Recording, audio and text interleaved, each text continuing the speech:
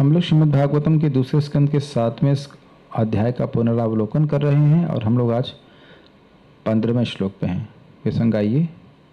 अंतः सरस्युर्बलेन पदे गृहीतो ग्राहेण यूथपतिरम्बुजहस्तार्तः आहेदमादिपुरुषाखिललोकनाथा तीर्थश्रवः श्रवणमंगल नामधेय। अंतः सरसी, सरोवर के अंत में, अंत मतलब अंदर। उरुबले न पदे ग्रहीतो, जब उरुबल अर्थात महान बल के द्वारा चरण को पकड़ लिया गया था। किसके द्वारा? तो कहते हैं ग्राहेण, अर्थात ग्रह का मतलब होता है मगरमच्छ के द्वारा। किसका पैर पकड़ा गया? तो कहते यूथपति। यहां यूथपति का अर्थ है हाथियों के समूह के राजा, अर्थात गजेंद्र का। तो ऐसे गजेंद्र का जिनका पांव मगरमच्छ के द्वारा पकड़ा गया था, जैसे आप फोटो में देख रहे हैं। अंबुज हस्त आर्थ, उन्होंने अपने हाथ में कमल को उठा लिया। क्यों? क्योंकि वो आर्त थे, दुखी थे। किसी के पांव को मगरमच्छ पकड़ेगा तो वो तो स्वाभाविक रूप से दुखी होगा। लेकिन एक आश्चर्य की बात क्या है, इस फोटो में आप देखिए कि क्या हाथी, पहली बात तो बताइए कि हाथी के पांव होते हैं, सॉरी हाथी के हाथ होते हैं क्या? हाथी के हाथ नहीं होते हैं। और यहां क्या लिखा है? अंबुज हस्त। उन हाथी ने अपने हाथों में, हाथ में कमल धारण कर लिया। तो इसका क्या मतलब है? सूंड धारण कर लिया। जैसे कोई व्यक्ति हाथ में कमल को पकड़कर भगवान को अर्पित करे, ऐसे अपनी सूंड से उठाए, तो इसलिए अंबुज हस्त कह रहे हैं। कितना दूर की कौड़ी है ना, कहाँ कहाँ बात जा रही है। आप ऐसे ऊपर से पढ़ लेंगे, हाँ हाथ में कमल पकड़ा, लेकिन हाथी के हाथ नहीं होते। तो वो जो उनकी सूंड थी वही हाथ की तरह कार्य कर रही थी, इसलिए कह रहे अंबुज हस्त आर्ता। और आह इदम, और कहा, आह मतलब होता है कहा। क्या कहा? आदि पुरुष, हे आदि पुरुष, हे अखिल लोकनाथ, तीर्थ श्रवा, अर्थात जो तीर्थ के समान कीर्ति वाले हैं। श्रवण मंगल नाम ध्येय, जिनका नाम सुनने मात्र से मंगल हो जाता है। इस प्रकार से संबोधन किया। तब क्या हुआ? अगले श्लोक में वर्णन हुआ। यहां ये नहीं बताया कि क्या हुआ, खाली इतना बोला कि वो जो हाथी थे उन्होंने भगवान को पुकारा इन संबोधनों से। कौन से? 4 संबोधन हैं। आदि पुरुष, अखिल लोकनाथ, इसलिए आप मेरे भी नाथ हैं, मेरा भी उद्धार कीजिए। तीर्थ श्रव, आपकी कीर्ति तीर्थ के समान है, या आपकी कीर्ति तीर्थ के समान पवित्र करने वाली है। श्रवण मंगल नाम थे, आपका नाम सुनने मात्र से जीव का कल्याण होता है। ऐसा जब उन्हें गजेंद्र ने पुकार करी, तब श्रुत्वा हरिस्तमरणार्थिनमप्रमेयस् चक्रायुध पदगराज भुजाधिरूढ़ः चक्रेण नक्रवदनं विनिपाट्य तस्मान् हस्ते प्रगृह्य भगवान कृपयो जहारः। श्रुत्वा, सुन करके, है ना, सिंपल।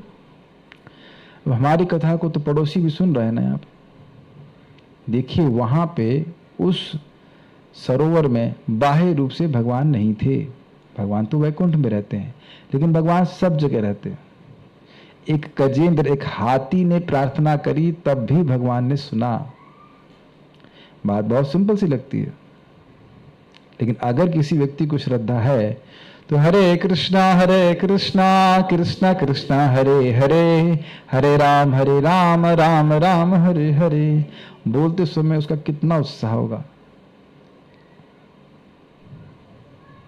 जैसे एक भक्त शाम को मेरे रूम में आए, वो थोड़े दुखी थे। अगर उनको ये विश्वास ही नहीं होता कि मैं उनकी बात सुनूंगा, तो क्या वो रूम में आते? आप किसी को अपना दुख बताने जा रहे हैं और यही नहीं पता हो, ये पता हो या ये विश्वास हो कि वो सुनेगा ही नहीं, उसको सुनाई पड़ेगा नहीं। कोई बहरा हो तो उसे बताएंगे भाई हम बहुत दुख में हैं। किसी को व्यक्ति गाली दे और उसको मालूम हो कि बहरा है, तो गाली देने मजा आएगा? क्यों भाई केशव सर कपूर?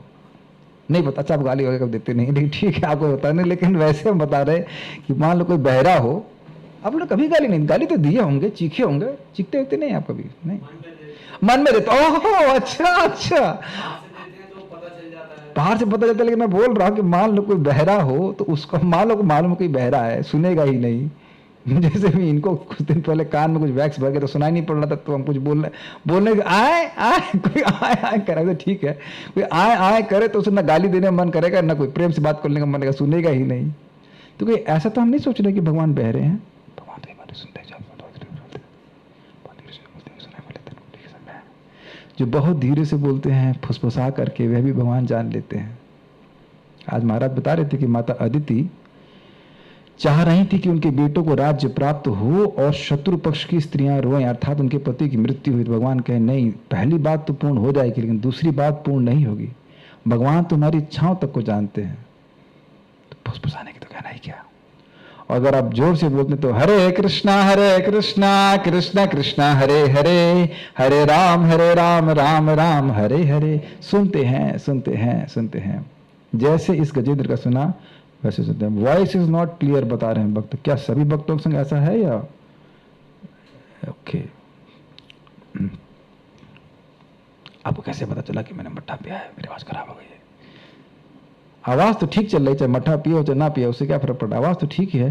पर भाई ये बीच बीच में सबको आवाज ठीक आ रही है, पता नहीं। एकांगी माता जी आप क्लास यहीं पे आके सुन लीजिए, क्या कर सकते हैं? आवाज खराब हो रही तो दिल्ली में क्लास हो रही है, इधर जाके सुन लीजिए, क्या करेंगे? ठीक है। श्रुत्वा सुनकर, कौन किसने सुना? हरि। हरि का क्या अर्थ है? भक्तों के दुख का हरण करने वाले हरि। तम अरणार्थिनम अप्रमेय। अरणार्थी मतलब जो शरण, शरण तो सुना है आपने, तो शरण अरण वही अर्थ में है।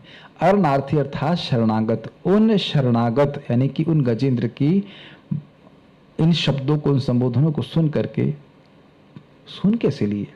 कहते हैं अप्रमेय, जिनके प्रताप को, जिनकी महिमा को नापना असंभव है। यहां कोई बैठा है, कोई कहीं जंगल में कोई हाथी पुकार रहा है, कौन जानेगा बताइए? और वैसे भी किस लोक में हमको उसका जानकारी भी नहीं है। वो त्रिकुट पर्वत कहीं होंगे, हमको नहीं पता उसके बारे में कहाँ है। आप लोग बोलेंगे यहाँ है वहां है, लेकिन एग्जैक्टली आपको भी पता नहीं कहाँ है। गूगल से पूछो कहाँ है त्रिकुट पर्वत, नहीं बता पाएगा। त्रिकुट पर्वत उसको नहीं पता है। जो गूगल को नहीं पता तो आपको वैसे पता चलेगा। कहीं होगा, किसी लोक में, कहीं किसी लोक में एक हाथी पुकार रहा है। हाथी की आवाज तो बहुत सुरीली भी नहीं हो सकती ना, तो सुरीली और बेसुरीली की बात नहीं है। पुकारा भगवान को, भगवान सुने। बड़ी इंटरेस्टिंग बात है, पुकारा सुने, क्योंकि अप्रमेय उनके प्रताप को, उनकी बल को नापा नहीं, जैसे हर जगह हैं वो। तो फिर क्या करें? फिर क्या किया? सुन करके चक्रायुधा, चक्र और अन्य आयुधों के साथ पदगराज, पतगराज मतलब पंक्षियों के राजा, अर्थात गरुड़ जी के भुजाधिरूढ़, भुजाधिरूढ़ मतलब कंधे पे आरूढ़ होकर, जैसे फोटो में देख सकते हैं भगवान गरुड़ के पर आसीन होकर के, चक्रेण नक्र वदनम, चक्र के द्वारा, तृतीय विभक्ति, चक्र के द्वारा, नक्र वदनम, नक्र के मुख का दिन। नक्र मतलब होता है I was waiting for you. हमने गीता क्लास में तो आ ही रहे थे, क्या भागवत में भी आएंगे? Thank you for coming, please have seat. आपके पूर्ण आप फलीभूत हो रहे हैं, भागवत सुनने की इच्छा आ रही है। Very good, happy to see you. File देख लीजिए आपके पास है कि नहीं। चक्रेण नक्र वदनम, देखिए काव्य कितना सुंदर है। चक्र नक्र, चक्र का अर्थ चक्र और नक्र का मतलब मगरमच्छ। थोड़ा सा चा की जगह ना हो गया तो अंतर हो गया। चक्रेण नक्र वदनम, चक्र के द्वारा नक्र के वदन यानी कि मगरमच्छ के गर्दन काट दिया, मुख काट दिए। विनिपाट्य फाड़ दिए। तस्माद हस्ते प्रग्रह्ये, और उससे मतलब जिस मगरमच्छ ने पकड़ रखा था गजेंद्र को, उससे तस्मात हस्ते प्रगृह्य, वो उनको गजेंद्र को हाथ से पकड़ लिए। उन भगवान ने कृपया उद्धारा, और उनका उद्धार किया। कृपा करके उनका उद्धार कर दिया। उद्धार मतलब उनको बचा लिया, रक्षा कर ली। देखा जाए तो हम लोग भी बंधन में पड़े ही हुए हैं, ज्यादा व्याख्या की आवश्यकता है ही नहीं, लेकिन भगवान को पुकारते रहेंगे। भगवान नोट तो कर ही लिए हैं आपको। अच्छा ठीक है, हरे कृष्णा किया। अच्छा आपने भी हरे कृष्णा किया, ठीक है। एक व्यक्ति बोला क्या 16 माला करने से मेरे पाप नष्ट हो जाएंगे? वो बच्चा नया है, अभी समझ नहीं पा रहा है। हम 16 माला पाप नाश करने के लिए नहीं कर रहे हैं, वो तो हो चुके। जो काम हो चुका उसको दोबारा करने की क्या जरूरत है? जिन लोगों के अपराध हैं, जैसे हम लोग हैं, कुछ ना कुछ अपराध है, उनके अपराधों को नष्ट करने के लिए और जिनके अपराध नष्ट हो चुके हैं उनका प्रेम बढ़ाने के लिए बार बार हम लोग हरे कृष्णा कृष्ण कृष्ण हरे हरे, हरे राम राम राम हरे हरे। ये समझ में आना चाहिए कि हम कर क्यों रहे हैं। पाप तो एक नाम से ही नष्ट हो जाते हैं, अगर ऐसा नहीं स्वीकार कर रहे हैं तो अपराध बन जाएगा। एक ही नाम से अनंत जन्म के पाप नष्ट हो जाते हैं। हमको समझ में आया नहीं है, समझ में आता ही क्या है, हमको इतना समझ में आना चाहिए कि एक ही नाम से नष्ट है। संदेह करना मतलब नाम के प्रति अश्रद्धा रखना। अब जो भी नाम कर रहे हैं उसलिए ताकि नाम में प्रेम हो जाए, भगवत प्रेम की प्राप्ति हो, आनंद की प्राप्ति हो, इसलिए कर रहे हैं। ठीक है, जितना करेंगे उतना अधिक लाभ होगा। ठीक है, आगे पढ़ते हैं। तो हाँ, एक इंटरेस्टिंग बात है, आपने यहाँ भगवान का कौन सा नाम देखा? हरि। और आप शुरुआत के श्लोकों में भी देख चुके हैं, हरि नाम था। वेरी गुड, वाह, आपको याद है 4-5 दिन के बाद भी इनको, you are a brilliant student, amazing. Yes, Suyagya नाम के एक अवतार थे और उनको भी हरि कहा गया था अनुक्त, जब उन्होंने तीनों लोकों के तापों को हरा, लेकिन हरि नाम से अवतरित नहीं हुए थे। उर्फ हरि, सुयज्ञ उर्फ हरि, और यहाँ हरि उर्फ हरि, मतलब हरि, हरि ओम हरि, हरि ही है। समझ में आया? देयर इज नो उर्फ, हरि ही है ये अर्थ। ठीक है, गुड। आपको कैसे याद रह गया? वाओ, दिस इज नाइस, बहुत सुंदर। अब छोटे बच्चे तक पहुंच जाएं। इन्हीं के बारे में बात कर रहे थे, माता अदिति के बेटे। ज्यायान गुणैरवरजोप्यदितिः सुतानां लोकान् विचक्रम इमान् यदथादियज्ञः स्वां वामनेन जगृहे त्रिपदच्छलेना याञ्चामृते पथिचरन् प्रभुभिर्न चाल्यः। ये बहुत सुंदर श्लोक है, बहुत सुंदर श्लोक है। ज्यायान गुणैर, गुणों में तो गुणों के द्वारा तो अधिक थे। अवरज अपि अदिति है सुतानाम। ज्यायान गुणैर अवरज, अवर का मतलब होता है छोटा, निम्न, और ज मतलब पैदा होना। यद्यपि वह छोटे लड़के के रूप में पैदा हुए थे। किसके? अपि अदिति है सुतानाम, अदिति के बेटों में सबसे छोटे होते हुए भी ज्यायान गुणैर, सभी से गुणों में ज्यादा थे। ये पहली लाइन क्लियर हो रही है? यद्यपि भगवान वामन देव अदिति के बेटों में, अदिति जानते हैं देव माता, इंद्र की माता, उनके 12 द्वादश आदित्य हैं, तो उनमें सबसे छोटे थे, फिर भी वह उन सभी से गुणों में अधिक थे। ये बोल रहे हैं। तो क्या, क्यों ऐसा बोल रहे? कह रहे हैं लोकान विचक्रम इमान यद यद अथादि यज्ञ। क्या बोल रहे हैं? अधि यज्ञ शब्द का अर्थ क्या है? हाँ, तो वह अधियज्ञ हैं, अर्थात भगवान विष्णु हैं, और उन्होंने लोगों को विचक्रम, विचक्रम मतलब पदाक्रांत किया, अपने पांवों से तीनों लोगों को नाप दिया। यह करते ईमान मतलब ये सभी लोग जो हैं। कैसे कर दिया? तो कह रहे हैं श्माम वामनेन, श्माम का मतलब होता पृथ्वी, पृथ्वी में पृथ्वी के त्रिपद छलेना, 3 पद के छल से, कि मुझे 3 पद भूमि चाहिए। सब लोग पता होगा कथा, वामन दिख था 3 पद भूमि चाहिए, ये बलि महाराज से मांगे। लेकिन वामने न जगृह, वामन के रूप, वामन जगृह का मतलब होता है स्वीकार करके, यही अर्थ है। यस, तो वामन का रूप उन्होंने स्वीकार किया और पृथ्वी को 3 पद चाहिए। इस प्रकार के छल के द्वारा याचामृते, याचना किया और इस प्रकार से पूरे तीनों लोगों को पदाक्रांत कर लिया। पदाक्रांत मतलब तीनों लोगों को नाप दिया। तो कहें भाई युद्ध करके क्यों नहीं नापा? सॉरी, युद्ध करके बलि महाराज को क्यों नहीं हरा दिया? वो तो भगवान है, समर्थ है। तो कहते हैं ऋते याचना अमृते पथिचरण प्रभुभिर न चाल्य। जो प्रभु हैं, जो सर्व समर्थ हैं, उनके द्वारा भी पथिचरण, जो धर्म के पथ पे चलने वाला है, उसको न चाल्य, उसकी संपत्ति को वह उससे अलग नहीं करते। क्योंकि बलि महाराज ब्राह्मणों के अनुगत्य में थे, भगवान विष्णु की ही उपासना कर रहे थे, इसलिए भगवान ने यह उचित नहीं समझा, ये उचित नहीं था कि उनको मार करके, युद्ध करके जबरदस्ती उनका राज्य छीनते, इसलिए याचना किया। याचना कर तो किया ही जा सकता है, अगर मान लीजिए किसी ने अपने दक्षिणा में सब कुछ दे दिया तो उसका यश बढ़ेगा, उसको मारा तो नहीं गया। तो बलि महाराज को बिना मारे केवल याचना करके, भिक्षा लेकर के स्वर्ग का राज्य वापस इंद्र को दे दिया। लेकिन आज मैं विचार कर रहा था कि इंद्र को भिक्षा में राज्य मिला है, काफी इंटरेस्टिंग है। और आगे जानते हैं कि भगवान अब उनको अगली बार इंद्र वही बनाएंगे, वो बनेंगे, बलि महाराज बनेंगे। लेकिन हाँ, अंतर यह हुआ कि बलि महाराज जब इंद्र बनेंगे तो उनके स्वर्ग की, ये स्वर्ग के आधिपत्य की रक्षा भगवान स्वयं करेंगे, कोई हरा नहीं पाएगा, ये होगा। व्यक्तिगत रूप से वामन देव करने वाले, इस समय भी वह सुतल लोक में है बलि महाराज के साथ में। तो ये वामन देव का वर्णन हुआ।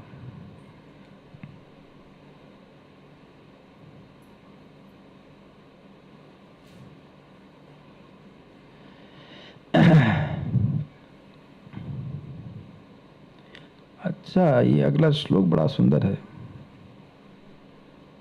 इसका लिंक क्या था देखता हूं।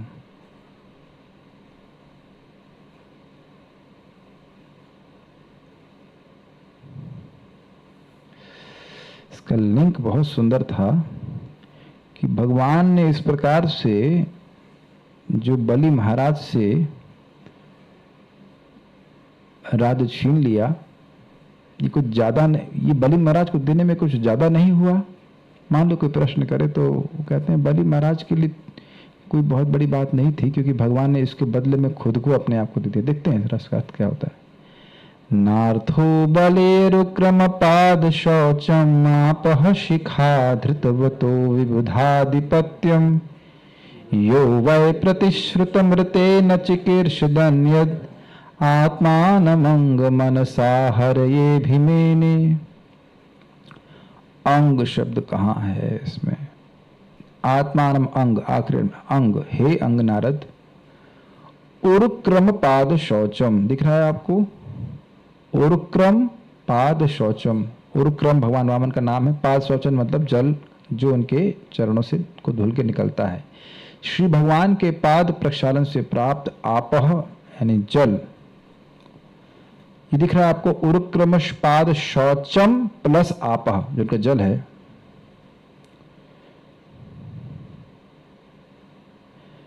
उस जल को शिखा धृत व्रतो, शिखा मतलब होता है सर के पीछे वाला भाग, मूर्धना शिखा, और धृतवत मतलब हुआ बड़े आदर के संग धारण करना। शिखा धृतवत मतलब भगवान वामन के चरणों से, चरणों को धुल करके पाद प्रक्षालन करने वाला जो जल था उसको बड़े सम्मान के संग बलि महाराज ने अपने सर पर धारण किया था। ऐसे बलि महाराज के लिए बलेहे अयम विबुधाधिपत्यम दिख रहा है आप लोगों को। धृतवतों के बाद लिखा शब्द है विबुधाधिपत्यम। विबुध विशेष रूप से जो बुद्धिमान अर्थात देवता हैं उनका आधिपत्य यानी स्वर्ग का राज्य, जो यह स्वर्ग का राज्य था जिसको उन्होंने अपने बल से प्राप्त किया था, वह राज्य न अर्थ,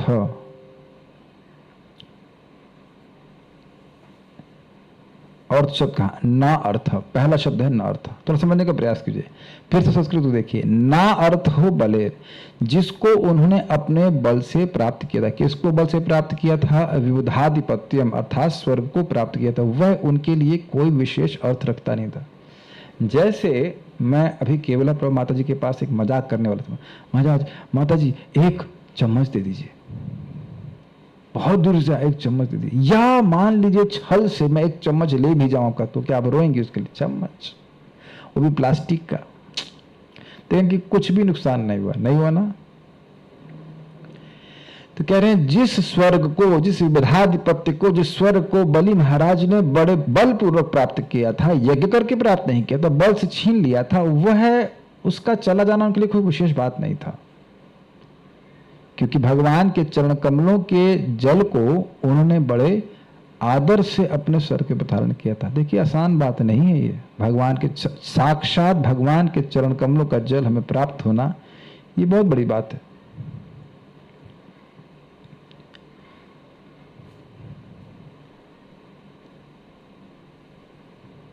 यह प्रतिश्रुतम ऋते न वै चिकीर्षत, यह वै प्रतिश्रुतम, जो उन्होंने, यह मतलब जो उन्होंने, निश्चित ही जो उन्होंने प्रतिश्रुत अर्थात वचन दिया था वामन देव को कि मैं 3 पग भूमि दूंगा, उसको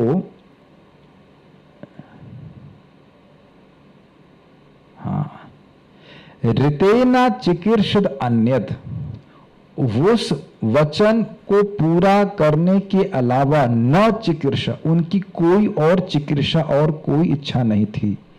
तीसरा लाइन समझ रहे हैं?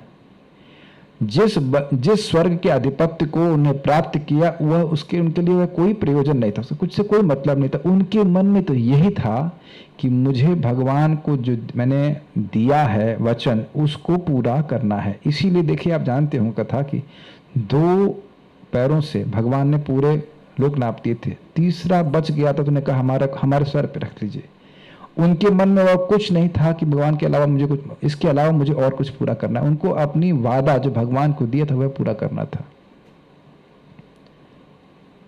आत्मानमंग मनसा हरे भी मैंने, आत्मानम मतलब अपना शरीर भी, हरे अभिमेने, हे अंग मतलब नारद जी, हे अंग नारद जी, आत्मानम मनसा हरे भी मैंने, अपने मन, उन्होंने अपने श्रद्धापूर्ण मन से, अपने मन से बड़ी श्रद्धा से, बड़े आदर भाव से स्वयं को भी हरे अभिमैने यानी हरि भगवान हरि को समर्पित कर दिया। उनके लिए कोई बहुत बड़ी बात नहीं हुई कि छल से भगवान ने उनके 3 राज्य छीन लिए, कोई मतलब ही नहीं। एक चम्मच को चुरा के ले गया तो कोई क्या फर्क पड़ रहा है। ठीक है, अब हंसावतार के बारे में बोल रहे हैं जिसका संबंध नारद जी से भी है और उसका वर्णन यहां पे वो कर रहे हैं। तुभ्यं च नारद भृशं भगवान विवृद्ध भावेन साधु परितुष्ट उवाच योगम ज्ञानं च भागवतात्म सतत्वदीपं यस यद वासुदेव शरणा विदुरंज सैवा। तुभ्यं च नारद, आपको भी, हे नारद आपको भी, यहां आपको भी कहने का आशय है कि आप भी भगवान के अवतार हैं। एक मिनट रुकेगा भाई, भक्तों को कह रहे हैं इको बहुत है, क्या इको बहुत है? Is it like that? Is it okay for everyone? I have no idea, I hope it should be okay. Varun Prabhu, is it okay with every there? आवाज ठीक है? तो शैली शुक्ला माता जी आवाज ठीक है? ठीक है, तो ठीक है, आगे पढ़ते हैं। तो भी हम च नारद, हे नारद जी आपको भी, अब आपको भी कहने का आशय है कि आप भी भगवान के अवतार हैं, आपको भी। भृशम, उन भगवान मतलब उन भगवान ने, षडैश्वर्यपूर्ण भगवान, भृशम विवृद्ध भावे न, भाव मतलब भगवान के प्रति प्रेम, तो कह रहे हैं अत्यंत, भृशम का मतलब होता है अत्यंत, अत्यंत विवृद्ध भावे न, अत्यंत बड़ी हुई भक्ति के कारण साधु परितुष्ट, बहुत अच्छी प्रकार से संतुष्ट होकर उवाच योगम, आपको योग का उपदेश किया। यानी कि हे नारद जी आपके द्वारा भी खूब अच्छी प्रकार, आपकी बढ़ी हुई भक्ति से बहुत अच्छी प्रकार से संतुष्ट होकर भगवान ने आपको भी योग का उपदेश दिया। यहाँ फोटो दिखाई जा रही है हंस अवतार की, जो 4 कुमारों को ज्ञान दे रहे हैं, लेकिन 4 कुमारों वाले अवतार का वर्णन यहाँ पे नहीं हो रहा है। हंस अवतार 2 बार आए, एक बार उन्हें 4 कुमारों को ज्ञान दिया और एक बार नारद जी को दिया। तो यहाँ पे वो हंस अवतार को दिखाने के लिए वो दिखाया जा रहा है कि 4 कुमारों को बोल रहे हैं, लेकिन जब 4 कुमारों को बोल रहे थे तब नारद जी नहीं थे। एक अन्य स्थान पे नारद जी को भगवान ने हंसावतार के रूप में ज्ञान दिया था। क्यों दिया था? क्योंकि उनकी भक्ति बढ़ी हुई थी। वह ज्ञान कैसा था? तो कह रहे हैं आत्म स्वतत्व दीपम, वह आत्म तत्व को प्रकाशित करने वाला था। भागवतम, भगवान तथा उनकी भक्ति के विज्ञान के बारे में था, और इस ज्ञान को साधु चौवाचौ अत्यंत सुबोध ढंग से कहा, जिसको यद वासुदेव शरणा विदुरंज सेवा, जो लोग भगवान वासुदेव की शरण में हैं वह बहुत आसानी से विदु समझ लेते हैं। तो क्योंकि आपकी भक्ति बढ़ी हुई थी नारद जी, इसलिए भगवान ने ज्ञान दिया। अब जिसको समझ में ही नहीं आएगा उसको बोलने से प्रयोजन ही क्या होगा? आप लोग भगवान के भक्त हैं, भगवान की बात समझते हैं, तो मैं बोल रहा हूं। ऐसा तो नहीं कि ट्रेन में चालू हो गया मैं ओम नमो भगवते वासुदेवाय, जिसको सुनने की इच्छा ही नहीं है, जिसको कुछ समझ में नहीं आएगा उसे मैं क्या बता सकूंगा, बताइए।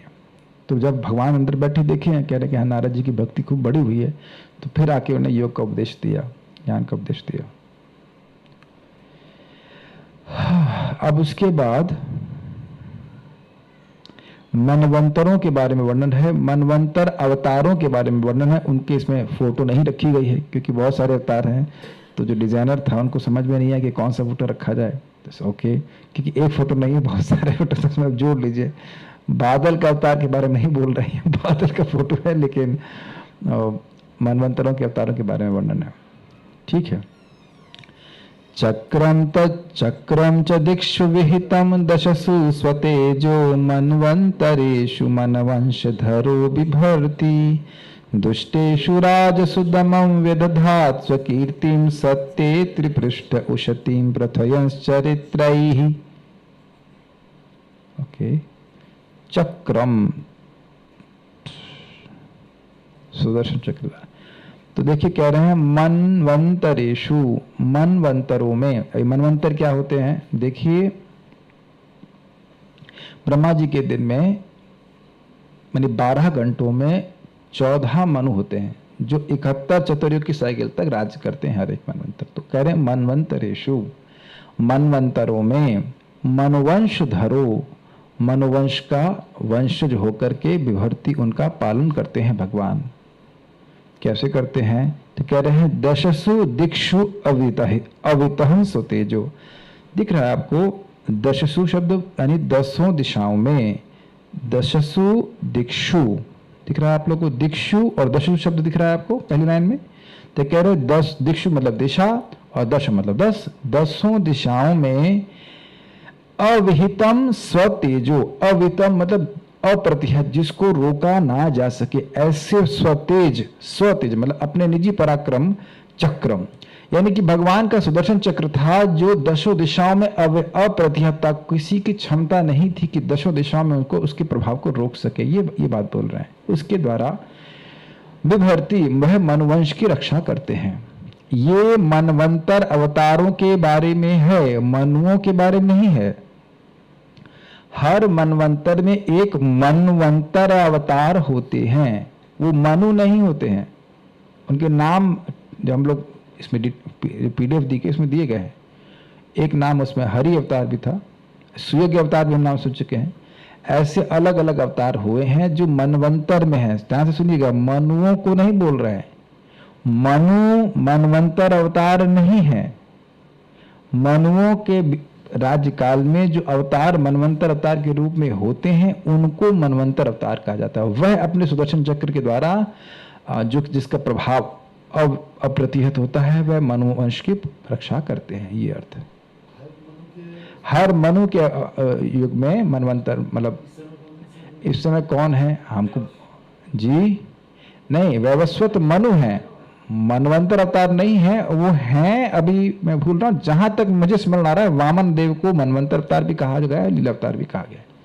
इस मैं भूल रहा हूं, तुम स्पष्ट याद नहीं आ रहा। उसके पीडीएफ को देखेंगे उसमें लिखा है वामन देव दोनों अवतार हैं। तो वामन देव ही मनवंतर अवतार का है, लीला अवतार भी हैं और मनवंतर अवतार भी हैं, लेकिन हमेशा ऐसा नहीं होता है। वो नाम रखे गए हैं उसमें, आप देख लीजिएगा। ठीक है। क्या करते हैं? दुष्टेषु राजसु दमम, दुष्ट राजाओं का दमन करते हैं। व्यदधात् स्वकीर्तिम, और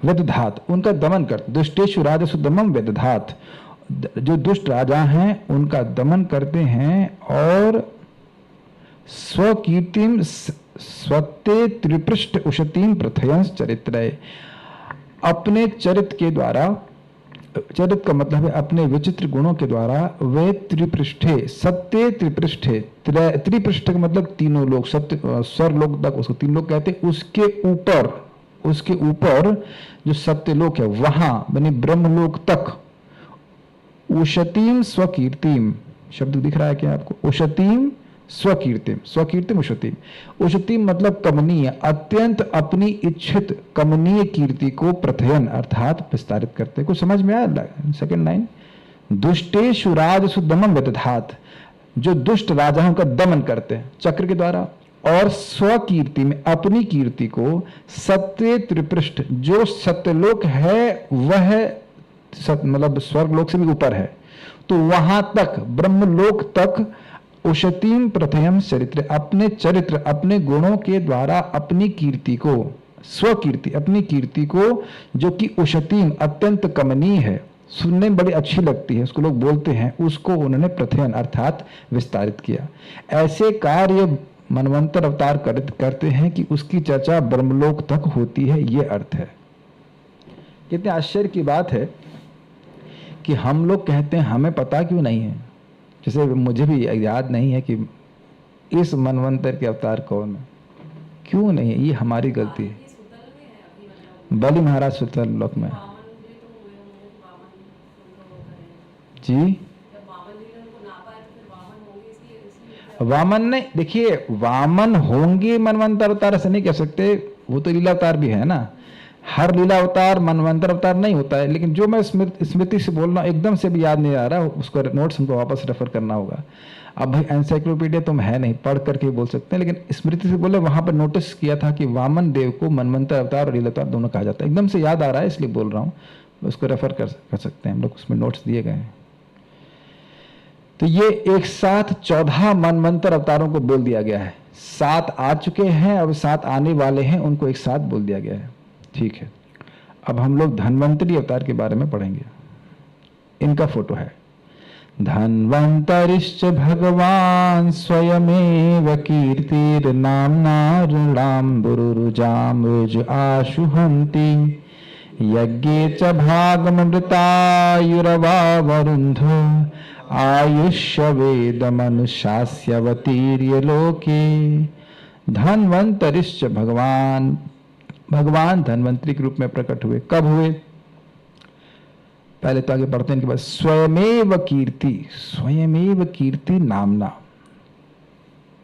अपनी कीर्ति से ही और अपने नाम से ही नृणाम पुरुरुजाम, नृणाम मतलब इंसानों के, पुरुरुजाम बहुत बड़े बड़े रोगों को, रुजआशुहंती वह बहुत जल्दी हर लेते हैं। वहां पे नोट्स में यह बताया भी गया था कि एक मंत्र है भगवान धन्वंतरी का, जिसको बोलने से लोगों के रोग नष्ट हो जाते हैं। मैं भूल गया लेकिन अब लिखा गया था, पुरुरुजाम रुजह, पुरुरुजाम मतलब जो महारोगी लोग हैं, पुरु मतलब बहुत बड़े रोगी, तो बड़े बड़े रोगों से रोगी जो लोग हैं उनके रुजह यानी रोग को ना आशु यानी हंती, आशुहंती मतलब आशु मतलब जल्दी होता है, तुरंत ही दूर कर देते हैं। उसके बाद कह रहे हैं यज्ञे च भागमृता, यज्ञ च भागम, यज्ञ का जो भाग है अमृत, अमृत, यज्ञ च भागम अमृता, क्या अमृता युरवारुंध है, क्या शब्द है भाई ये, अव प्लस अवरुंध, अववारुंध ये शब्द होना चाहिए। यस ऐसे ही है, मैं तरह देख लेता हूं अपने नोट्स को।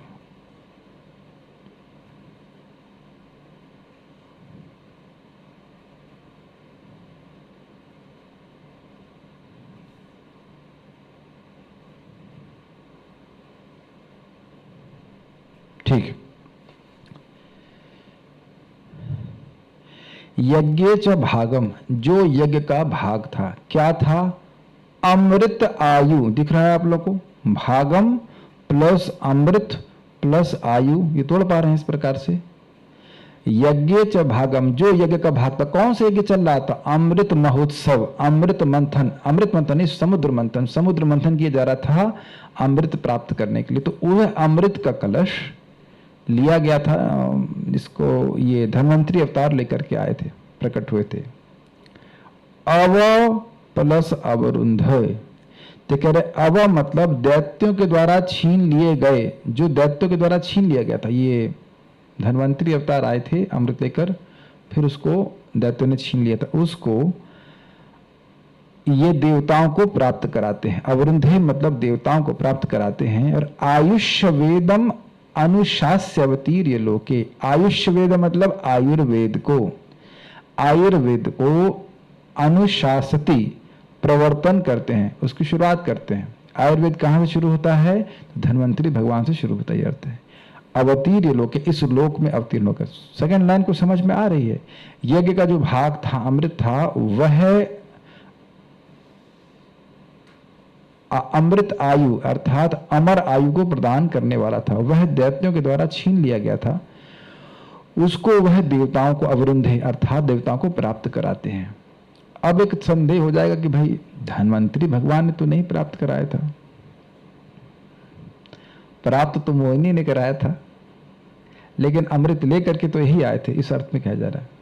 अमृत लेके आए धन्वंतरी भगवान, फिर इनसे छीन लिया देवता दैत्यों ने, फिर मोहिनी रूप में आए और उन्होंने उनको अमृत का कलश, अमृत बांटने का प्रोजेक्ट दे दिया गया था। उन्होंने मांगा नहीं था, मोहिनी ने मांगा नहीं था। मोहिनी ने कहा कि आप एक राह चलती स्त्री पे कैसे विश्वास कर रहे हैं, लेकिन असुरों ने छीन लिया था, असुर पी भी नहीं पाए थे, झगड़ा भी चल रहे थे। अहम पूर्वम न त्वम, अरे हम मर गए, मैं मर गया, तुम तो कुछ कर ही नहीं रहा था, पहले मैं पीऊंगा, ऐसे करके झगड़ रहे थे। इतने में मोहिनी मूर्ति आ गई और मोहिनी मूर्ति को देखकर सब अमृत के बारे में भूल गए।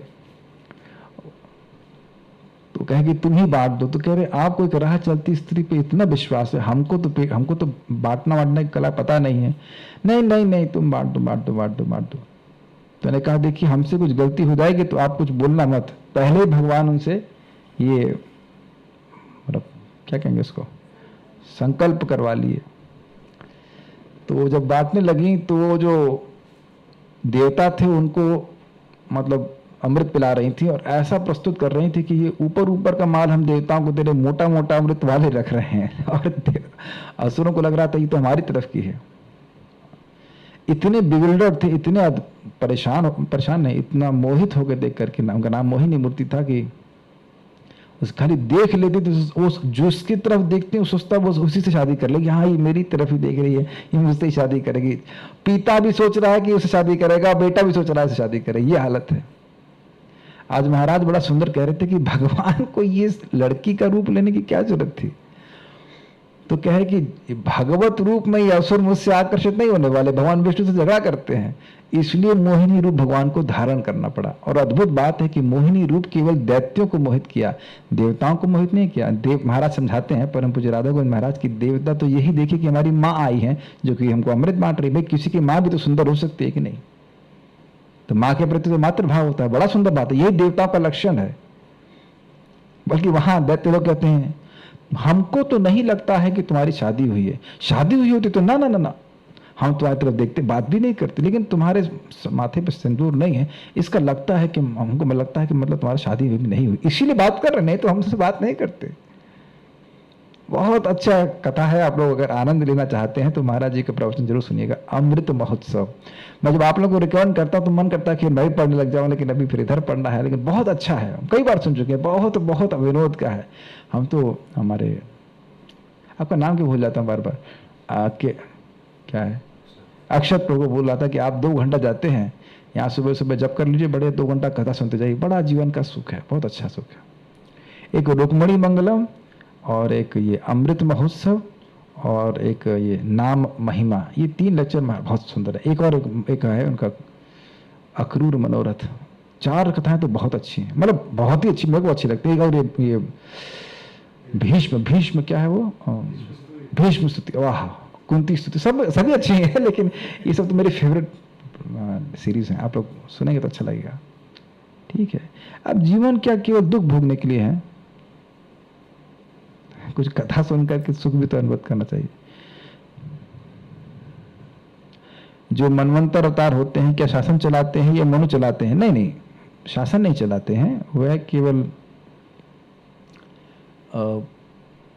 मनवंश का पालन करते हैं।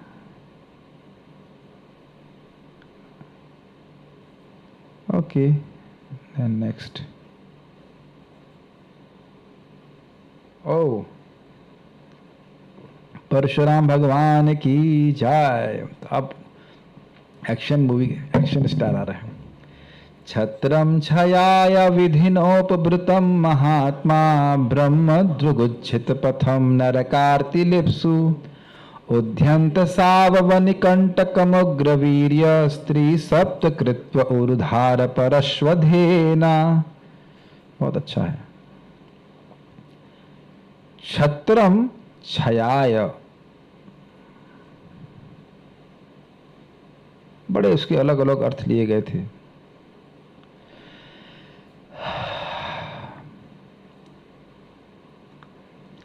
छत्रम, वह क्षत्रिय राजवंश, छयाया, जो पृथ्वी का क्षय करने के लिए बढ़ा हुआ था, विधिना उपभृतम, महात्मा अर्थात ये महात्मा भगवान परशुराम, विधिना उपभृतम, विधि के विधान से बहुत बढ़े हुए थे। कौन बढ़े हुए थे? क्षत्रिय राजवंश। क्या कर रहे थे? छयाया, जगत के नाश के लिए वह कार्य कर रहे थे। ये एक अर्थ है। दूसरा क्या अर्थ है?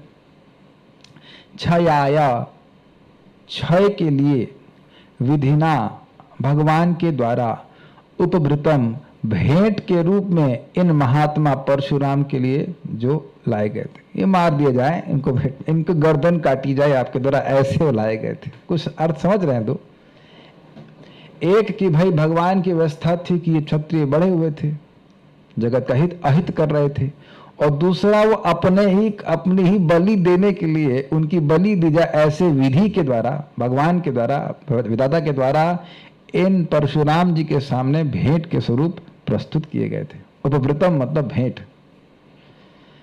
अब आप कहें कि कैसे हो रहा है, वैसे हो रहा है, तो उसके लिए तो आपको मूल रिकॉर्डिंग सुनना पड़ेगा, जब पढ़ना पड़ेगा नोट्स। लेकिन ये दो अर्थ यहाँ पे ले गए थे। तो ऐसा क्यों हो रहा है? तो कह रहे ब्रह्मध्रुव, ब्रह्मध्रुव, ब्राह्मणों के द्रोह हो गए थे। कौन से ब्राह्मण के द्रोही हो गए थे?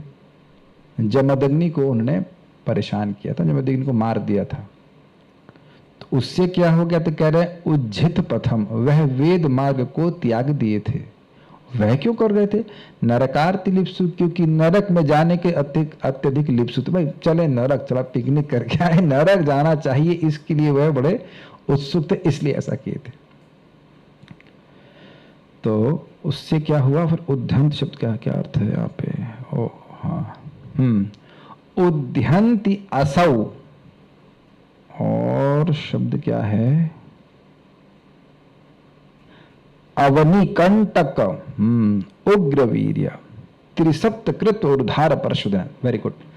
उद्यंती असौ, असौ मतलब इन भगवान ने, असौ भगवान ले लीजिए, असौ महात्मा, इन महान भगवान ने, परशुराम जी ने उद्यंती उखाड़ फेंका।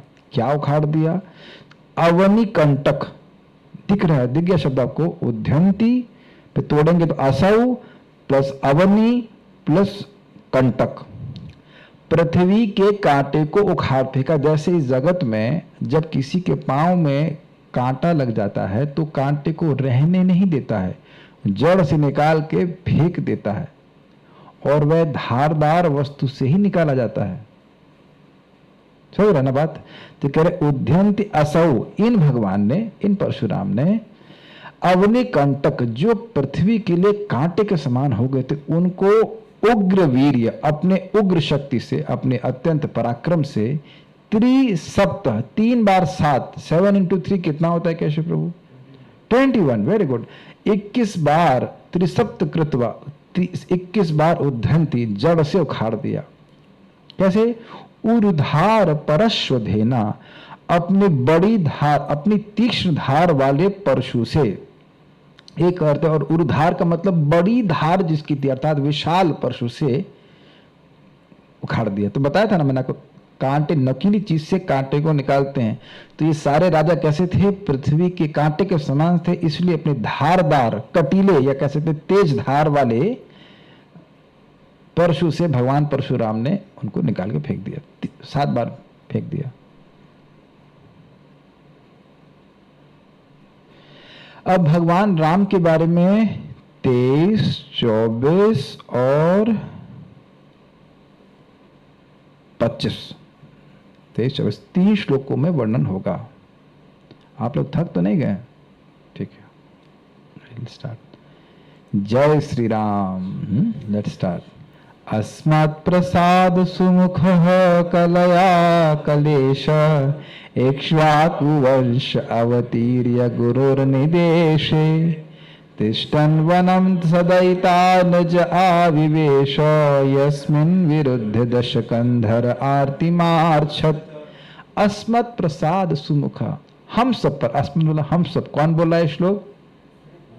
ब्रह्मा जी। वाओ, हमारे श्रोता जी को याद है कि ब्रह्मा जी बोले, दिस इज सुपर।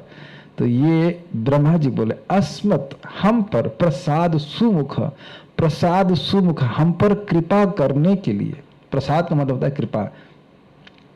प्रसाद का केवल अर्थ, प्रसाद मतलब भोजन ही नहीं होता है जो भगवान को अर्पित, तो प्रसाद का अर्थ होता है कृपा। हम पर कृपा करने वाले मुख से, अर्थात सुमुख का मतलब एकदम इंक्लाइंड, हम पर भगवान कृपा करने के लिए कलया कलेशा, कला के साथ, यानी कि लक्ष्मण, कला के द्वारा कह लीजिए, लक्ष्मण, शत्रुघ्न और भरत, इन सब के साथ कलेश, वो कलेश जो घर में होता है, ये इसका अर्थ नहीं है। कलेश का मतलब कला प्लस ईश, कलाओं के स्वामी पूर्ण पुरुषोत्तम भगवान इक्ष्वाकु वंश, इक्ष्वाकु वंश में अवतीर हुए और गुरोर निर्देश तिष्ठन, गुरु के आदेश, गुरु का यहाँ पे अर्थ है पिता, पिता के आदेश में स्थित होकर वनम, वन को गए, अकेले गए, कह रहे हैं ना, सदयिता अनुज आविवेश, सदयिता मतलब अपनी पत्नी के साथ, और अनुज मतलब अपने छोटे भाई लक्ष्मण के साथ, आविवेश प्रवेश, आविवेश वह वन में प्रवेश किए। यस्मिन विरुद्ध दशकंधर आरती मार्चत, उनके विरोध करने से, यस्मिन विरुद्ध उनका विरोध करने से, भगवान का विरोध करने से, दशकंधर जिसके 10 सिर थे, उसने आरती मार्चत बहुत दुख को प्राप्त किया। अर्थात रावण ने भगवान राम का विरोध किया, इस कारण से उसने बहुत दुख प्राप्त किया। क्या लगता है कि संस्कृत इतना कठिन है? नहीं है। अगर आप सुनने लग जाएंगे तो देखिए अर्थ बड़ा स्पष्ट समझ में आ रहा है। दशकंधर, 10 मतलब 10, कंदर आरती मतलब दुख, आर्चत मतलब प्राप्त किया। थोड़ा अभ्यास की बात है, संस्कृत समझ में आती है। आगे बढ़ते हैं। अब यहां भगवान की उस लीला का वर्णन है जहां भगवान समुद्र पे कोपित हुए थे और समुद्र को केवल अपनी आंखों से गर्म कर दिया था। आप लोग से निवेदन है कि आप लोग आंखों से इस पानी को गर्म कर दें, देख देख करके 10 मिनट का समय दे रहा हूं, हंसर मिल करके, सब मिल करके भी एक गिलास पानी गर्म नहीं कर पाएंगे। और भगवान अपने अकेले ही नेत्रों के द्वारा पूरे समुद्र को बाल दी। तो भगवान में हमें बहुत अंतर है। इस जगत में किसी को भगवान बोलने से पहले, स्वीकार करने से पहले व्यक्ति बोले कि भाई ये थोड़ा पानी गर्म करेंगे क्या, पानी थोड़ा चाय बना लेंगे, तो कुछ ऐसा नहीं सामर्थ्य है। जो लोग अपने गुस्से के ऊपर अहंकार करते हैं, तो गुस्से को लीजिए और देखिए जल की तरफ। इंसान को भले उबाल दें आप, लेकिन पानी उबालने का सामर्थ्य नहीं है। तो क्रोध का मतलब क्या? वैसे देखिए, ध्यान रखिएगा कि हम लोग पहले समझ चुके हैं कि क्रोध सबसे पहले उस व्यक्ति को ही जलाता है। दूसरे को क्या जलाएगा, लेकिन खुद को सबसे पहले जलाता है। ये तो बात इंटरेस्टिंग है। तो अगली बार कोई क्रोधित होना, कहने यार क्या क्रोध कर रहे हो, दम क्या है क्रोध करने, ये लो चिल हो जाओ, take this glass of water और सारा क्रोध इसमें निकालो। देखिएगा वो देख के ठंडा हो जाएगा। इसको तो हम गर्म कर ही नहीं सकते, पानी की एक बूंद गर्म नहीं कर सकते हो, तो क्रोध की वैल्यू क्या है। बल्कि एक इंटरेस्टिंग बात बताऊं, अगर आप पानी में अच्छी सी बातें बोलते हैं, ये जल मेरे लिए अमृत के समान हो, जल अच्छा हो, ऐसा, तो वो जल में स्टोर होता है। वैसे बुरी बातें भी स्टोर होती हैं, लेकिन नहीं स्टोर होता है, और पीते तो आपका अच्छा होता है। बात आ रही, इससे पहले भगवान के क्रोध के वाले बात हो रही, तो अपने लिए कुछ शिक्षा ग्रहण कर लेनी चाहिए। इस जगत में कोई ऐसा व्यक्ति, हमारे सामने जो लोग बैठे हैं, आपके शरीर में कोई रोग ना हो, ऐसा कोई है यहाँ पे? रोग ना हो? जी हाँ, इधर जूम पे कोई है? और नहीं बोलना मत कि नहीं है, नहीं तो अच्छा बड़ा अहंकार है इसको, अच्छा अभी भेजता हूं मैं, अभी भेजता हूं, एक्सप्रेस वे आ जाएगा। ऐसे ही लोग जल रहे हैं। क्या खुद हम अपने रोगों से परेशान नहीं है? तो क्यों ना, महाराज बड़ा अच्छा बोलते, कम से कम ऐसा वाणी बोले से लोगों को सुख हो। देखिए, हम लोग जब शरीर छोड़ेंगे तो लोग यह याद नहीं रखेंगे कि हमारे पास कितना धन था, अभी तो हमने उनसे कैसे आदान प्रदान किया। Very beautiful statement. When we're going to die, people will not care to know how much money we had, unless they have to receive that money. Unless they have to receive it. They won't care, but they'll only care how you have treated them.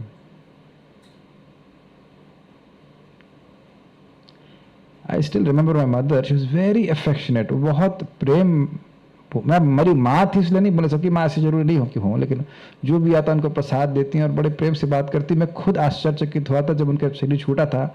मैंने किसी को बताया नहीं था। बहुत सारे भक्त आए कंधा देने के लिए, शरीर के लिए। ऐसा नहीं होना चाहिए कि व्यक्ति हमको कंधा देते हुए भी रोए कि क्यों देने आया कंधा इनको।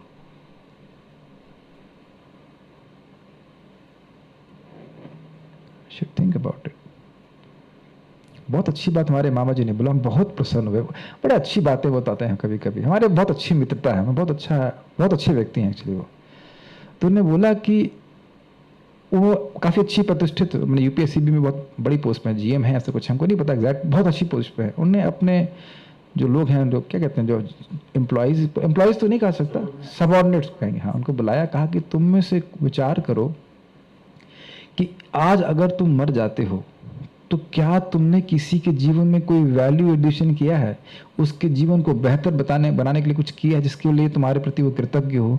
तो कोई व्यक्ति कोई उत्तर नहीं दिया ना। Is that kind of life you want to live, जहां हम अपने लिए भी कुछ ना कर सकें श्रेष्ठ, और दूसरों का भी लाभ, वैल्यू एडिशन समझते हैं, उनके जीवन को बेहतर बताने के लिए कुछ ना कर सके, बेहतर बनाने के लिए कुछ ना कर सके। Is it not very striking? हमको बहुत स्ट्राइकिंग बात लगी थी कि जीव, अगर आपने किसी को भगवान का प्रसाद भी दिया है तो बहुत बड़ा कृपा किया है ना। भगवान का प्रसाद दिया, भाई बहुत ज्ञान ना दे सके, या किसी को बताया आपने हरे कृष्ण में तो जपिए, हरे कृष्णा इतना भी बोला है। हमें तो हंसी आ रही थी, हम जब हरिद्वार अभी परसों जा रहे थे तो यहाँ टैक्सी वाले को बोला हरे कृष्णा, तो उसने पूरा महामंत्र बोल दिया, हरे कृष्णा कृष्ण कृष्ण हरे हरे, हरे राम। सरप्राइज। कह रहे आप इसको वालों को हम देखते रहते हैं। हमने कहा ये है भक्तों की महिमा, कम से कम कपड़ा ऐसा पहनना चाहिए कि लोग हरे कृष्ण बोले। सरप्राइज, पूरा महामंत्र उसने बोल दिया। जीवन में एक बार तो महामंत्र बोला। कितना इंटरेस्टिंग है ना, कितना इंटरेस्टिंग है ना। दूसरों के जीवन में कुछ हम लाभ दे सकें, ऐसा हम कुछ कार्य करेंगे। प्रसाद दे दीजिए, कुछ तो करिए, कुछ तो करिए। अच्छा लगा था। थोड़ा सा मैं ड्रिफ्ट कर, क्रोध के बारे में बोल रहा था। What is the value of क्रोध? पानी उबाल नहीं सकते, खुद अपने खून को जरूर उबाल लें, लेकिन पानी तो नहीं उबलेगा, तो मतलब क्या हुआ? एक भक्त हमको कह रहे थे कि पुरानी आदत देर में मरती है। हाँ तो ठीक है, लेकिन जब मारना शुरू करेंगे तब ना। मारना ही नहीं शुरू करेंगे, पोषण देते रहेंगे, तो फिर तो नहीं मरने वाली है। कोई संकल्प होना चाहिए कि नहीं इसमें करेंगे। भगवान इस बात को बोलते हैं, काम क्रोधोद्भवम वेगम स युक्तः स सुखी नरः। काम और क्रोध से उद्भूत होने वाले वेग को जो सहन कर सकता है वही व्यक्ति युक्त है, वही व्यक्ति सुखी है, और वही व्यक्ति इंसान है। अर्थात जो क्रोध को सहन नहीं कर सकता वो इंसान ही नहीं है, जो काम को सहन नहीं कर सकता वो इंसान नहीं है। और उसमें बहुत अच्छी बातों को याद आ रही है श्रीधर स्वामी की, प्राक शरीर विमोक्षणात्, शरीर छोड़ने से पहले। इसका क्या मतलब है? कह रहे हैं कि जैसे शरीर छोड़ने के बाद, हाँ शरीर किसी ने छोड़ा है तो अपनी ही किसी की सुंदर स्त्री हो और वो आलिंगन करे, तो क्या व्यक्ति उसमें काम का विकार आता है? नहीं आता है। अपना ही लड़का देह को अग्नि दे रहा है, बताइए। केवल बात ना मान रहा ऐसा नहीं है, अग्नि स्वयं दे रहा है, तब क्या शव बोलता अरे तुमको देह से जन्म दिए, तुम गुस्सा होते हो अथवा तुम अग्नि दे रहे हो, हमको फूंक रहे हो, नहीं बोलता ना। ऐसा शरीर छोड़ने के पहले अगर व्यक्ति सहन कर ले काम और क्रोध को, तो वह सुखी है, वह सुखी है, वह युक्त है, वह इंसान है, वही इंसान है। इंसान होने का मतलब है कि सहन करे। देखना, जैसे मैं बोल रहा हूं सहन करे तो हम कहेंगे दुखी हो जाएंगे, लेकिन तो नहीं, सहन करेंगे तो आप सुखी हो जाएंगे।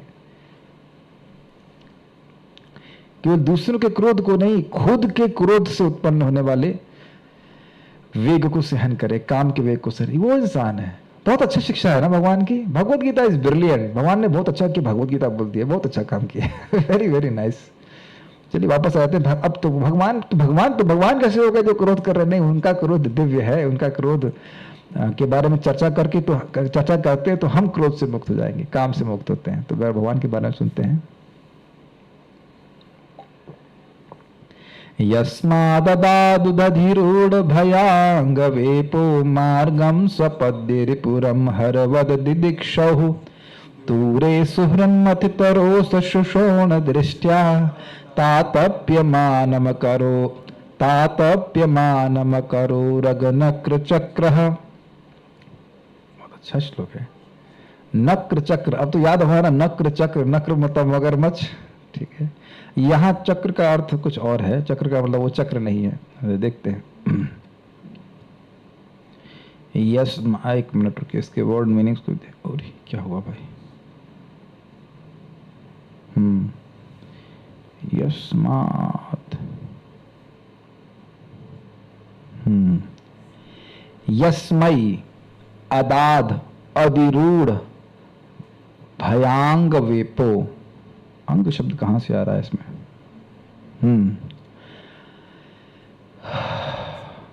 एक मिनट थोड़ा देख लेने दीजिए।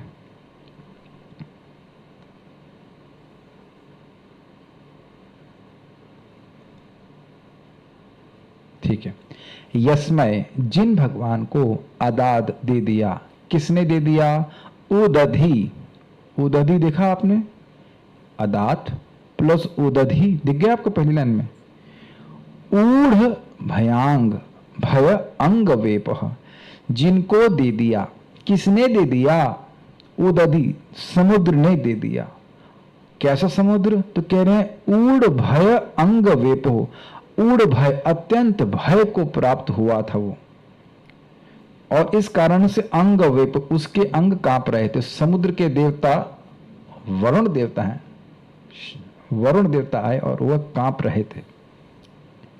क्यों कांप रहे थे भाई? मार्गम सपद, सपदी प्लस अरिपुरम। सपदी का मतलब हुआ तुरंत, ठीक है। सपदी मार्गम, तुरंत मार्ग दे दिया। समझ पा रहे हैं? यस्मात् अदात, जिनको दे दिया। तो क्या दे दिया? सपदी मार्ग, तुरंत ही मार्ग दे दिया। आप जानते हैं भगवान श्री राम 3 दिन तक व्रत लिए हुए थे कि समुद्र हमको मार्ग दे दे। समुद्र नहीं आया, तब भगवान क्रोधित हो गए थे और जल पे क्रोध से देखने लगे तो जल उबलने लग गया था। तो ऐसे में सारे वहां के जो प्राणी थे सो उबलने लगे। तो वह जो वरुण देवता है वह आए और वह भगवान के सामने कांपने लगे कि भगवान हमको माफ कर दीजिए। तो उन्होंने मार्ग दे दिया। तो मार्ग देने का अर्थ समझ रहे हैं? समुद्र ने कहा कि हे भगवान, आपके ही नियम के अनुसार मैं प्रकृति में बंधा हुआ हूं, ऐसे समुद्र बीच में फट जाए ये उचित नहीं होगा। आप कुछ ऐसा लीला करिए कि आपका यश भी विस्तार हो और आप यहाँ से पार करें। तो भगवान श्री राम ने फिर आप जानते हैं पत्थर को तैरा दिया था समुद्र के ऊपर और सेतु बंधन किया था। कहां का मार्ग दिया? तो क्या रे अरिपुरम। अरिपुरम, अरि का मतलब शत्रु, शत्रु के राज्य के जाने वाला मार्ग दिया। शत्रु का राज्य मतलब श्रीलंका। हरवद दिधिक्षौ, पूछा जाए कि भाई क्यों दे दिया? तो हरवत, हर का मतलब होता है शिव जी और हरि का मतलब होता है विष्णु। दिधिक्षौ का अर्थ होता है जलाने की इच्छा से। तो हुआ यह था कि शिव जी ने, त्रिपुरासुर नाम का एक व्यक्ति था, उसने एक मतलब विमान का निर्माण किया था जो हवा में उड़ रहा था जगह से इधर से उधर, तो उसको जलाने की इच्छा से भगवान शिव जी ने बाण का अनुसंधान किया, तो बाण जला भी दिए थे। तो जैसे शिव जी बहुत क्रोध में अपने शत्रु त्रिपुरासुर के विमान को जलाना चाहते थे, ऐसे ही भगवान श्री राम लंका को जला देना चाहते, समाप्त कर देना चाहते थे। ये अर्थ बोल रहे हैं। क्यों कर देना चाहते थे? तो कह रहे दूरे सुहृन मथित रोष सुषोण दृष्टया। दूरे, दूर में, सुहृन मथित, सुहृत मतलब उनकी पत्नी, उनकी पत्नी दूर थी, उनसे दूर ले गई थी, इसलिए मथित, उनका जो मन था वह मथित था, अर्थात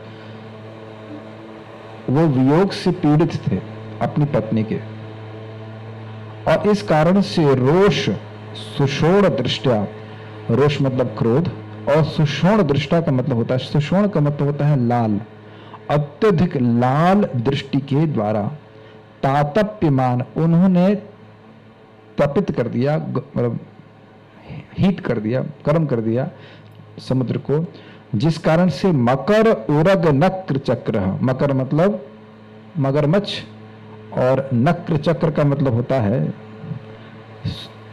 उरग मतलब होता है सर्प, नक्र मतलब घड़ियाल, और चक्र मतलब अन्य प्रकार के कुछ जीव जंतु होंगे, वह सब लोग जलने लगे। तो समझ में आ रहा है सेकंड लाइन का अर्थ?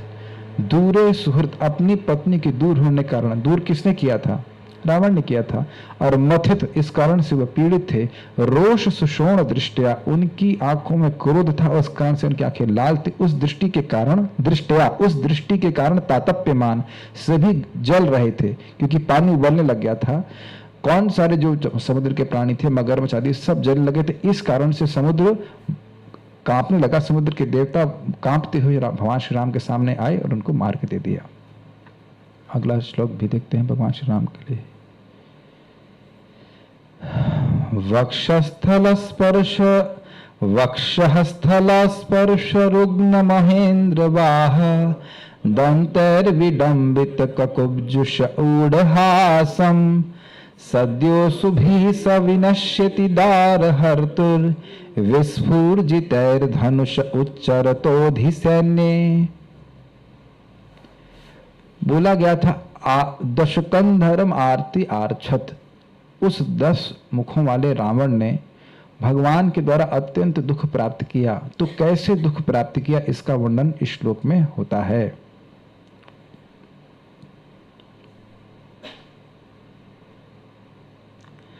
वक्षस्थल स्पर्श, जिसके वक्षस्थल को स्पर्श करके रुग्ण महेंद्र वाहा, महाइंद्र के वाहन ऐरावत के, रुग्ण अर्थात खंडित हो गए थे। क्या? दंतई ही, ऐरावत के दांत रावण की छाती पे मारे गए थे, लेकिन वह दांत टूट गए थे। मतलब उसका छाती, किसकी छाती? रावण की छाती अत्यंत कठोर थी कि ऐरावत के दांत भी उसको भेदने में समर्थ नहीं थे। ये समझ में आया कल्याण का? ठीक है। और विडंबित, विडंबित मतलब वह दांत टूट टूट करके विभिन्न दिशाओं में चले गए थे। विडंबित मतलब टूट गए थे। एक्चुअली विडंबित का अर्थ है, एक मिनट समझिए, टूट तो गए थे वो रुग्ण का अर्थ है, विडंबित मतलब प्रकाशित, वह चूंड चूंड हो गए थे और दशों दिशाओं में, ककुब्ज उष का मतलब, ककुब्जुष का मतलब सभी दिशाओं को देखकर ऊढ़हासम, तो यानी कि हुआ ये कि जो दांत थे वो टूट करके विभिन्न दिशाओं में गिर गए। अब वो सफेद चमकीली वस्तु जगह जगह गिर रही है, 10 दिशाओं में गिर गई है, तो अब वहां प्रकाशित हो रही है। तो यानी कि 10 दिशाओं में ऐरावत के दांत गिर गए। इसको ककुब्जुष ऊढ़हासम, इसको देखकर, सभी दिशाओं को देखकर जहां पे ऐरावत के दांत गिरे हुए हैं, ऊढ़हासम, रावण हंसने लगा। हा हा हा हा, इसका जैसे भी हंसता हूं, मैं रावण नहीं हूं, हंस रहा था। देखो 10 दिशाओं में मेरा पराक्रम है। कुछ समझ में आया लॉजिक? ऐरावत के दांत टूट के 10 दिशाओं में गिर गए, कोई व्यक्ति का सामर्थ्य नहीं था कि उसका प्रतिकार कर सके। 10 दिशाओं में से कोई व्यक्ति नहीं था जो रावण के पराक्रम को हटाने वाला हो, समाप्त करने वाला हो। कुछ कैच किया आपने? भाई जब इंद्र के हाथी के दांत टूटकर दशों दिशाओं में गिर गए, कोई इसका मतलब कोई कुछ कर नहीं पा रहा है। इतनी बड़ी घटना हो गई। और इसका मतलब एक और भी रुचिकर बात है कि इतने प्रहार से, इतने वेग से मारा गया था, तभी तो दसों दिशा में फट के चले गया। जैसे मान लीजिए कहीं बम फटा हो, तो किसी आदमी में बम फट जाए तो दसों दिशा में उसके शरीर के अंग चले जाएंगे। तो बहुत तीव्र वेग से कुछ हुआ होगा, तब तो ऐसा हुआ होगा। पहली बात समझने का प्रयास कीजिए कि ऐरावत के दांत कितने बलशाली होंगे, और वह टूट गए, और टूटे भी ऐसे कि दसों दिशाओं में फैल गए जाकर के। तो कितना वेग से मारा होगा रावण को, लेकिन रावण कुछ भी नहीं हुआ। इसीलिए कह रहे हैं ऊढ़ हासन, बहुत हंस रहा था, खूब हंस रहा था, हास्य को प्राप्त था, खूब हंस को नहीं, गर्व को प्राप्त हास्य हंस लगा, खूब गर्विला हो गया। गर्व नहीं होगा किसी को। मान लीजिए 2 मिनट के लिए कि हम लोग रावण हैं, रावण बना रहे हैं आप, रावण बना रहे ना, थोड़ा मूड में आई रावण के 2 मिनट के लिए। आपको ऐरावत का कोई वो जो दांत है वो जोर से मारा जा रहा है और कुछ भी नहीं हुआ, वो टूट के इधर उधर गिर गया, तो आपको गर्व नहीं होगा? बहुत बड़ी बात हो गई ना।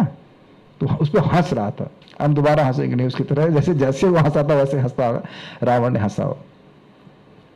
तो ऐसे रावण को सद्य अशुभि सह विनश्यति, सद्य तुरंत ही, अशुभि उसके प्राणों के साथ, सह विनश्यति और उसको नाश कर दिया। उसके प्राणों के साथ ही उसका नाश कर दिया। किसके प्राण?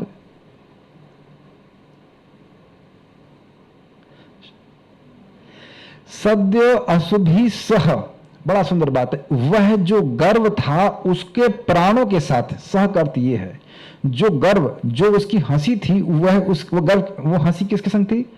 गर्व के कारण थी। तो उसकी हंसी को उसके प्राणों के साथ नष्ट कर दिया भगवान ने।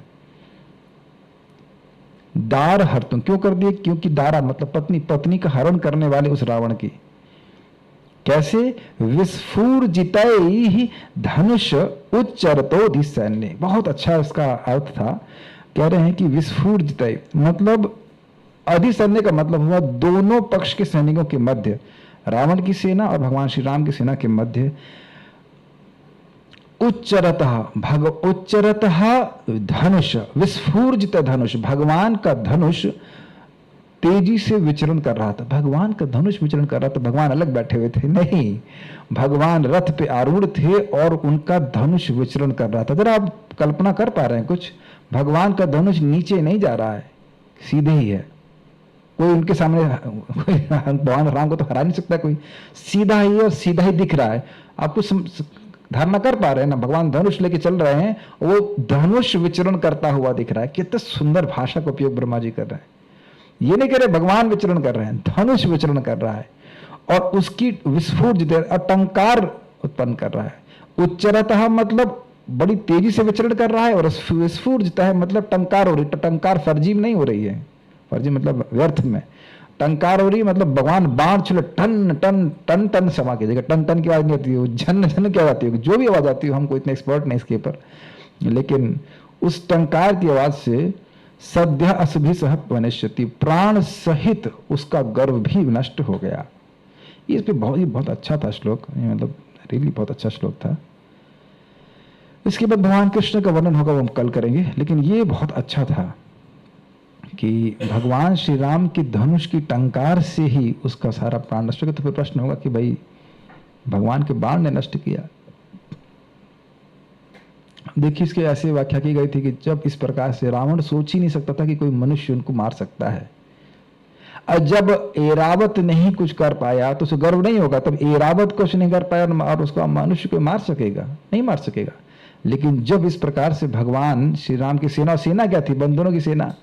बंदर की सेना किसी जगत में किसी को हरा सकती है? नहीं हरा सकती है, वो भी शस्त्रों से लैस। और बंदरों के पास क्या? बंदरों को तो आप ट्रेनिंग भी नहीं दे सकते कि तुम तलवार चलाओ या कुछ चलाओ या AK-47 चलाओ। बंदरों कैसे ट्रेनिंग दी जाएगी बताइए? वह तो केवल पत्थर और जो भी लेके मारते हो। कितना अनइवन मैच है ना।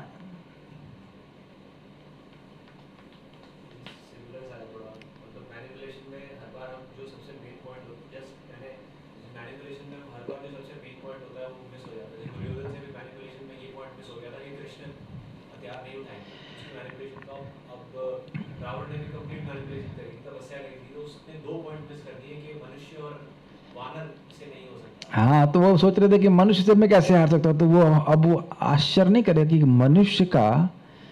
एक मनुष्य का धनुष डिग ही नहीं रहा है, नीचे ही नहीं जा रहा है। आप समझने का प्रयास कीजिए, अगर मान लीजिए मैं धनुषधारी हूं, किसी हारूंगा तो मेरा धनुष नीचे जाएगा ना। भगवान का धनुष नीचे जा ही नहीं रहा है, बस वो मारते जा रहे हैं, मारते जा रहे हैं, मारते जा रहे हैं। तो उसकी वही सारी जो मतलब मुस्कुराहट थी वो सब समाप्त हो गई। हा हा हा करके हंसा, ये क्या हो रहा है, ये क्या हो रहा है। इंद्रजीत नाम था ना उसके लड़के का, क्या नाम था उसका, मेघदूत नहीं, मेघदूत नहीं, मेघनाद। मेघनाद मार दिए गए, मेघनाद मार दिया, उसके 10 दिशा में मेघनाद मर गया, मेघनाद मर गया, मेघनाद वो चकित हो गया था इस प्रकार से। तो ये सब स्थिति है। आज भगवान श्री राम की ही लीला पे हम रुकेंगे। 2 मिनट भगवान श्री राम का कीर्तन कर लें, and then will stop here. Shri Ram भगवान की जय, भगवान के अवतारों की जय, श्री प्रभुपाद की जय, निताई गौर प्रेमानंदे। पकड़ाइए, एक भगवान श्री राम का कीर्तन है, उनको बहुत अच्छा लगता है तो उसको गाएंगे। पिछली बार भी हम लोग इस कीर्तन को गाए थे। इसको विजय मंत्र कहते हैं भगवान श्री राम